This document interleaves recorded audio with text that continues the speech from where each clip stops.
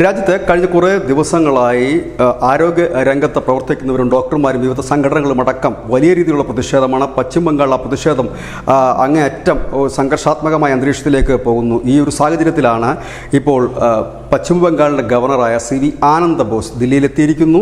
രാഷ്ട്രപതിയെ കാണും എന്നുള്ളതാണ് ഏറ്റവും പുതിയ വിവരം. ഒപ്പം തന്നെ അമിത്ഷായുമായും അദ്ദേഹം ചർച്ച നടത്തും. കാരണം കഴിഞ്ഞ കുറേ നാളുകളായി പശ്ചിമ ബംഗാളിൻ്റെ ക്രമസമാധാന നില തകർന്ന് തരിപ്പണമായിരിക്കുന്നു എന്ന പ്രതിപക്ഷ പാർട്ടികൾ എല്ലാം തന്നെ, അതായത് മമതാ ബാനർജി തൃണമൂൽ കോൺഗ്രസ് ഒഴിച്ച് ബാക്കി എല്ലാ രാഷ്ട്രീയ പാർട്ടികളും ഒരേ സ്വരത്തിൽ പറയുകയും മമതാ ബാനർജി പിരിച്ചുവിടണം എന്ന് ആവശ്യപ്പെടുകയും ചെയ്യുന്നൊരു സാഹചര്യത്തിൽ കൂടിയാണ് ഈ നിർണായക കൂടിക്കാഴ്ച. ഈ കൂടിക്കാഴ്ചയ്ക്ക് പുറപ്പെടുന്നതിന് മുൻപ് ഗവർണർ അവിടെ സമരം ചെയ്യുന്ന വിദ്യാർത്ഥിനികളുമായി സംസാരിക്കുകയുണ്ടായി. അതിനുശേഷം അദ്ദേഹം പറഞ്ഞത് പശ്ചിമ ബംഗാളിൽ അനുദിനം ജനാധിപത്യം മരിച്ചുകൊണ്ടിരിക്കുകയാണെന്നാണ്. നമുക്കറിയാം, അവിടെ കഴിഞ്ഞ 2 വർഷത്തെ ആ ഒരു നില പരിശോധിച്ചു കഴിഞ്ഞാൽ 1.5 ലക്ഷത്തോളം പേർ ഈ കലാപങ്ങളിൽ ഭയന്ന് പലായനം ചെയ്യേണ്ടി വന്ന ഒരു സംസ്ഥാനം കൂടിയാണ്.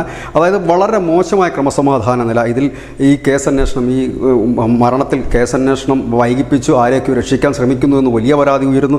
ഇങ്ങനെയൊക്കെയുള്ള സാഹചര്യത്തിലാണ് കോൺഗ്രസും CPM-ഉം BJP-യും അടക്കമുള്ള രാഷ്ട്രീയ പാർട്ടികൾ ഈ സർക്കാരിനെ പിരിച്ചുവിടണം എന്ന് പറയുന്നത്. ഏതായാലും നിർണായകമായ കൂടിക്കാഴ്ച. ഒരുപക്ഷെ അങ്ങനെ സംഭവിക്കുകയാണെങ്കിൽ പ്രധാനമന്ത്രി നരേന്ദ്രമോദി ഉക്രൈനിൽ പോയി വന്നതിന് ശേഷമാകുമോ അതോ മുൻപാകുമോ എന്നുള്ളത് അഭ്യൂഹങ്ങളും പരക്കുന്നു. News desk, news India Malayalam.